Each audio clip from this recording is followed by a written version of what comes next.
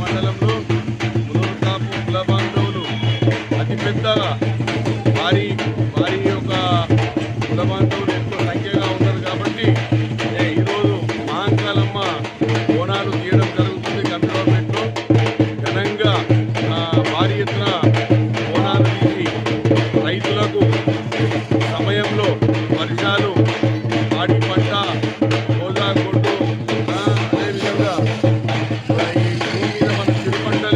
వరిధాన్యమే కానీ అన్ని సక్రమంగా ఎల్లవేళల పంటలు పండి ఆయుర ఆరోగ్యాలతో ఉండాలని ఆ మహంకాళమ్మ వారిని గంభీరపేట మండలం కుల బాంధవుల తరఫున నేను వేడుకుంటా ఉన్నాను.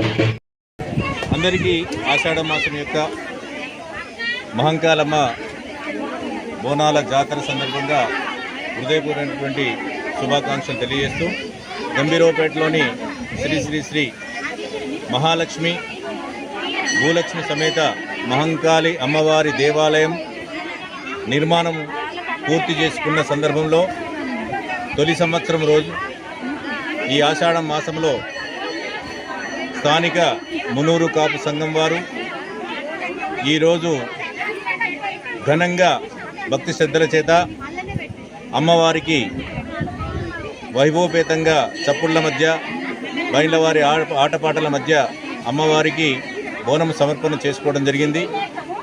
ఇదే విధంగా ఈరోజు యాదవ సంఘం వారు గంభీరపేట వారు కూడా అమ్మవారికి బోనాన్ని సమర్పించుకోవడం జరిగింది. ఈ బోనం ఎవరికి వారే సమర్పించుకునేటువంటి ఉద్దేశంలో వారి క్షేమం మాత్రమే కాకుండా అందరూ క్షేమంగా ఉండాలి, కులము క్షేమంగా ఉండాలి, సంఘము క్షేమంగా ఉండాలి, గ్రామము క్షేమంగా ఉండాలి, రైతులు సకాలంలో వర్షాలు కురిసి ఆనందంగా వ్యవసాయ పనుల్లో నిమగ్నమై ఉండాలి, అందరికీ అంతకంటే మించి పిల్లా పాపలందరూ కూడా ఆయురారోగ్యంతో వర్ధిల్లేటట్టుగా ఆ అమ్మవారి కృప నిరంతరం ఉండాలనేటువంటి ఒక మంచి భక్తి శ్రద్ధల చేత ఈరోజు అమ్మవారికి బోనం సమర్పించడం జరిగింది. ఈ ప్రకృతిని ఆరాధించడం మనకున్నటువంటి హిందూ సాంప్రదాయం.